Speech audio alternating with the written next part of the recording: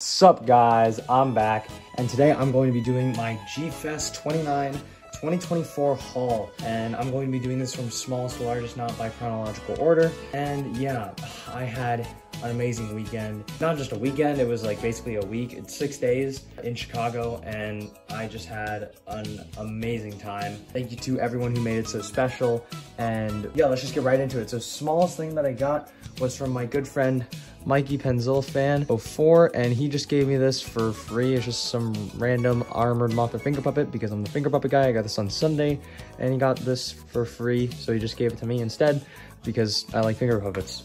There's that. Next up, I got this from my good friend Kamada Kizzle, otherwise known as Tom, and he gave this to me, the NECA Scaler, whatever they're called, knife head. He gave this to me for free, which is pretty cool. I got that on Thursday, by the way. The next smallest thing that I got was the Diagostini, if it would stay together, Anguirus 1955. I got this from Cole Arisic, this completed one. Thank you so much, Cole, for giving this to me for free. Very grateful for him giving this to me. And Michael gave me, or Cole, gave me this uncompleted one, which is pretty funny to look at. So glad to have both of these guys. Next up, I got the Bandai Shiguken, or I just call it Shiguken because it's on the same scale, Destroya from this little box. And this thing is awesome. I got this from Robozilla64, my good friend. And thank you, Robo, for giving this to me. This was very nice of you, just giving it to me for free. Next up, another gift from Robo. Gave me this Tomy Crawling Gamera with the box and the candy inside. He got this as a dupe, and he just felt like giving it to me. Very nice of him. Thank you, Robo, for giving me free toys. Before I forget, let me show off my G-Fest name tag, Ethan Epictoxy, but it got erased. It went through war as the convention went on. I do not have my program book. I bought one, or a friend bought one for me, but I ended up losing it because I'm very stupid and I really wish I had one, but unfortunately I do not. So the next smallest thing that I got was this cast ornament that Michael Fernandez Rado Goji got for me before the con, or well, he didn't get it for me. Well, he bought it for me and then I paid for it while I was at his house, and he basically gave this to me as a birthday present, even though I paid for it. But yeah, really awesome little mini of Hedorah and Ibra from Godzilla Final Wars. Love this stuff. I always love the mini stuff. I always love obscure Final Wars kaiju like this, so it makes me very happy that he ended up getting this for me. Next up are some more real figures. Here is the Bandai Spark Doll. I think this is Spark Doll. Ultraman Belial, Kaiser Belial from Tom, aka Kamada Kizzle again, and he gave this to me basically for $5. I took off some money from a figure that he was buying for me, or from me, and I got this in exchange. So yeah, really awesome.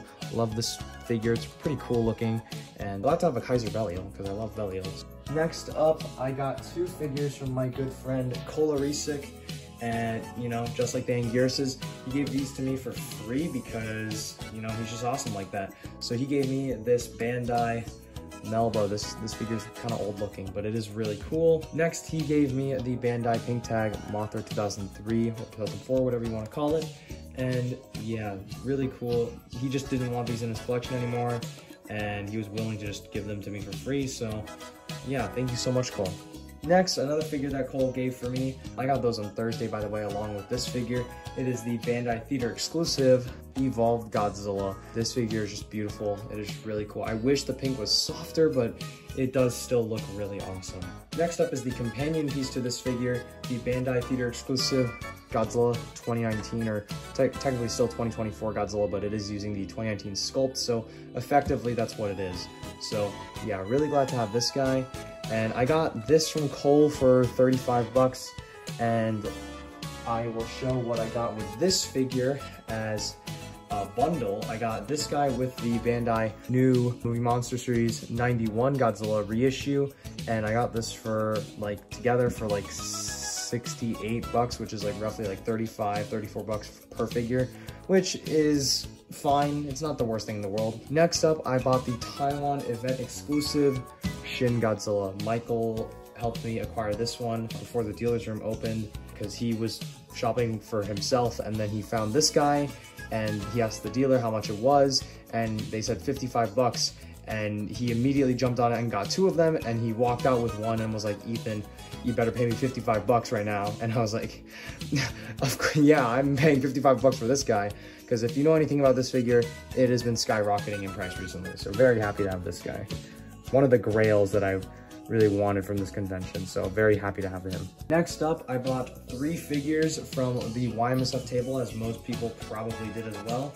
First up, I'm going to show the YMSF Final Wars Kamacuras. I'm a big enthusiast for the obscure Final Wars kaiju, so really happy to have this guy. Next up is the YMSF Final Wars Kumonga, another great looking figure. And finally, I got the YMSF Final Wars Manda, the bended version, because if you buy the straight one, you're freaking weird. So yeah, this is a great looking figure. Really happy to have all 3 of these. Not every day that you can get a Final Wars Manda, Kamacuras, or even Kumonga figure. Most of these don't really exist in the 6-inch scale at all. I don't think any of these have ever existed in the 6-inch scale besides Manda right here, which, let's be real, that one doesn't even really count, if you know what I'm saying. Anyway, the next thing that I got these on Friday, by the way, and the next thing that I got was the Marmot Para Baby King Ghidorah, the poster colorway, whatever you want to call it. I got this for $120, and this figure is really, really cool. Very happy to have this. If you saw me around the convention, you probably saw me with this figure, and I really do like it. It is very, very cool. It is a little beat up, but that's okay. Next up, I bought the M1 glow-in-the-dark Baragon. Yes, I really love this figure.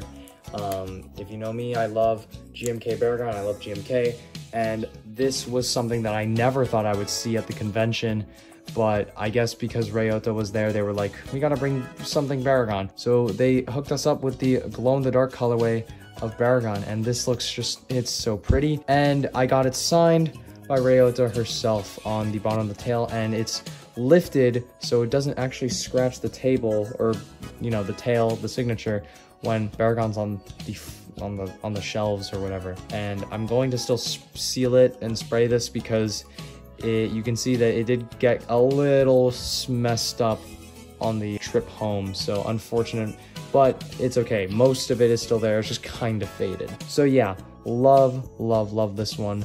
Very happy to have him. Got it for $120, which is insane, by the way.